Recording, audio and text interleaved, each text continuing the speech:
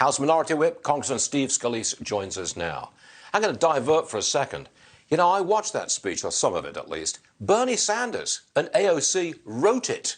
What do you say? Yes, Stuart, good morning. Good to be with you. And they couldn't have written a more kind of far left socialist speech than what President Biden delivered. And frankly, I think everybody knows that the very far left elements of the Democrat Party are the ones who are controlling President Biden's agenda. I don't really know what he stands for in terms of what his agenda is, but he's carrying out theirs. And it's trillions in more spending. It's going to be trillions in higher taxes. And by the way, anybody who thinks Bernie Sanders, who's the Senate Budget Committee chairman, is going to stop taxing at $400,000 or whatever the number is going to be, the middle class knows they will be paying higher taxes under this Biden plan if he gets it. And I hope he doesn't get it, because it will slow our economy down.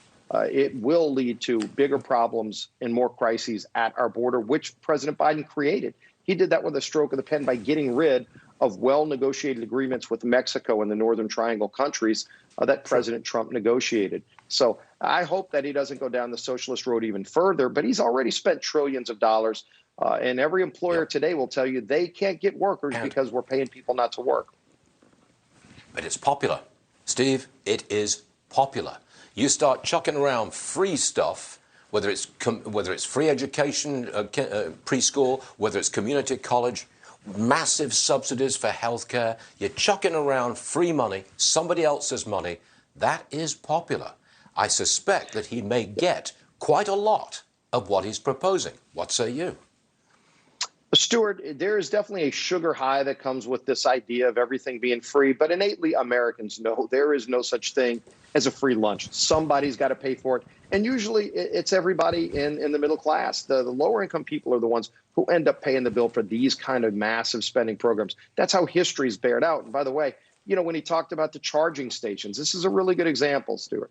So 97% of Americans do not drive electric cars. Nothing wrong with electric cars, but the idea that we're going to be spending billions of dollars to put charging stations all over America, do you know how they actually pay for that?